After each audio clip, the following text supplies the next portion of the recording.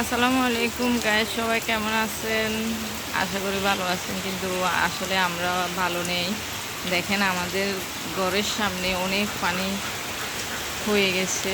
একেবারে এই যে ঘর একদম এখানে অনেক পানি, অনেক পানি হয়ে গেছে। এই যে ঘরের ভিতরে ঢুকে গেছে, অনেকের আছে ঘরের ভিতরে পানি প্রবেশ করেছে। দেখেন একবারে এই যে সিঁড়ি দিয়ে ঘরের ভিতরে প্রবেশ করতেছে।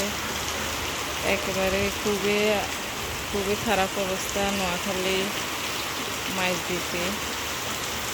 একেবারে বন্যা, খুবই পরিস্থিতি খুবই খারাপ।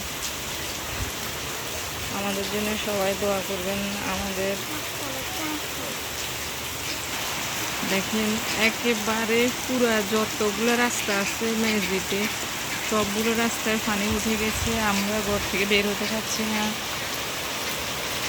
আমাদের খুবই খারাপ অবস্থা। দেখেন সবাই কিভাবে বের হইতেছে, কত পানি হয়ে গেছে। এখন আপনারা দেখেন গাইস, খুবই কষ্টকর। আমি কখনো দেখি নাই যে এই পরিস্থিতি হতে। আমার যতটুকু বয়স হয়েছে, এই বয়সে আমি দেখি নাই এই অবস্থা। কিন্তু এবারে আমি দেখতেছি যে কি পরিমাণ পানি বাড়তেছে। বৃষ্টি তো বন্ধ হয়নি, এই যে দেখতেছেন এখনো বৃষ্টি হচ্ছে, খুবই পানি পড়তেছে। পানি কি পরিমাণ বাড়তেছে, এই যে দেখতেছেন এই যে ঘরের একেবারে পাশে পানি উঠে গেছে, একেবারে ঘরের দরজার সামনে। এই যে দেখেন এই যে হাঁসগুলো একেবারে দরজার মুখোমুখি হয়ে বসে আছে। এই যে খুবই আমাদের ঘরে এখনো উঠে নাই, কিন্তু অন্যান্য ঘরে উঠে গেছে।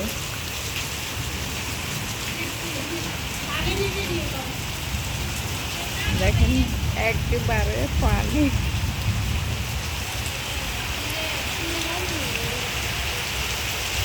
এই যে দেখেন খুবই কষ্টদায়ক অবস্থায় আছি আমরা। এই যে দেখেন হাঁস একেবারে দরজার সামনে বসে আছে। এই যে দেখতেছেন ঘরের ভিতরে এই যে সিঁড়িতে ভিতরে প্রবেশ করছে। এই যে হাঁসগুলো, কারণ হচ্ছে পানিটা একেবারে দরজার সামনে, আর দূরে যাওয়ার দরকার নেই, এই জন্য এখানেই বসে আছে। দেখুন গাইস কি পরিস্থিতি। আমাদের জন্য সবাই দোয়া করবেন যেন দ্রুত বৃষ্টি বন্ধ হয়ে যায়, পানিগুলো দ্রুত নেমে যায়। তো আল্লাহ হাফেজ।